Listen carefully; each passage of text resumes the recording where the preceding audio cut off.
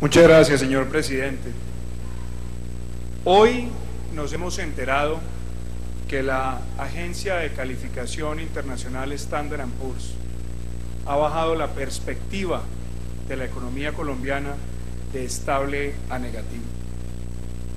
¿Hasta cuándo el gobierno va a seguir ocultando la realidad económica del país?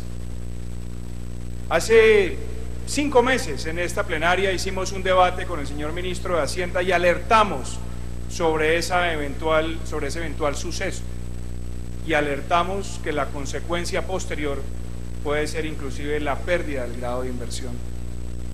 Por eso es importante aprovechar este espacio y dejar la constancia que aquí no solamente se necesita una reforma tributaria estructural, sino una reforma fiscal de fondo, empezando por una reducción del derroche, empezando por un ajuste del mal gasto público, empezando por reconocer que el 60% del gasto de inversión de este gobierno no va para la formación bruta de capital, y también advirtiendo del enorme riesgo que tenemos por el mal uso que se hizo en los últimos años de la mayor bonanza que haya tenido Colombia derivado de ingresos de materias primas.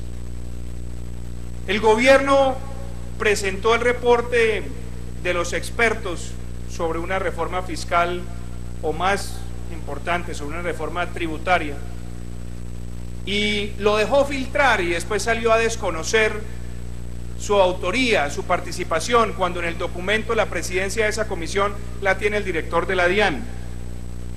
Después salió a decir que no tenía ningún tipo de compromiso con esa comisión y que el debate solamente se daría después del plebiscito.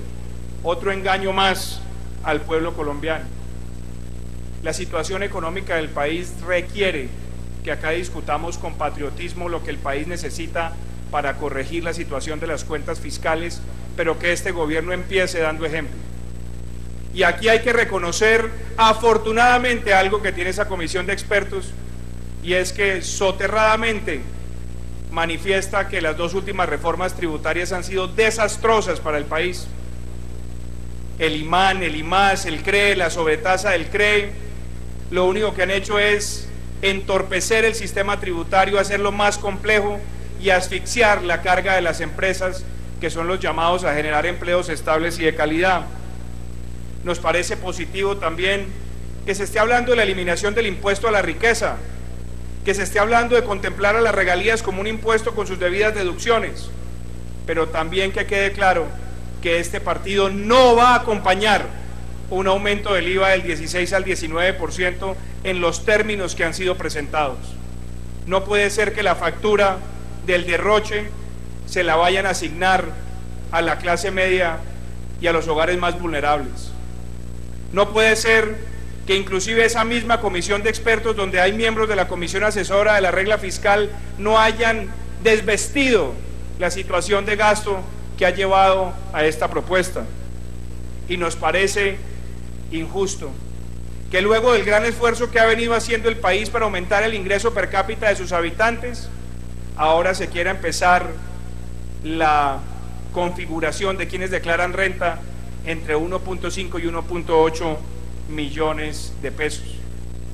Tampoco compartimos en ese orden de ideas que se aumente la carga tributaria para ciertos sectores cuando la economía se desacelera y sentimos presiones inflacionarias.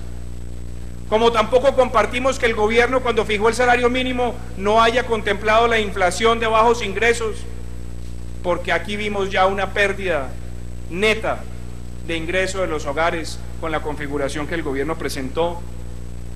Esa propuesta de aumentar el impuesto a la gasolina en un 30%, sobre pretexto de ser un impuesto verde, cuando ni siquiera se presentan cifras claras sobre el impacto de esa medida en la reducción y captura de gases de efecto invernadero, también afecta al bolsillo de los colombianos.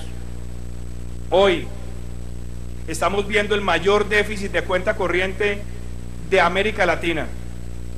Estamos viendo un déficit fiscal de 4 puntos del PIB y estamos viendo que el gobierno se gastó los recursos del petróleo del año 2010 al año 2014 y no le ha dado la cara al país. Que no pretenda el gobierno ahora con impuestos sustituir esa mala ejecución de la política económica que fue haber convertido en gastos permanentes los recursos provenientes de una bonanza transitoria. Para nadie es mentira que ya en el país hay regiones donde la perforación exploratoria de petróleo ha caído y donde se van a perder cientos de miles de empleos. Si el gobierno sigue ocultando el problema, lo único que vamos a dejarle a la próxima administración va a ser la difícil tarea de un ajuste doloroso sin tener herramientas para ser efectivo. Que el gobierno empiece dando ejemplo, empiece por la reducción del derroche y empiece el ajuste que Colombia necesita. Muchas gracias.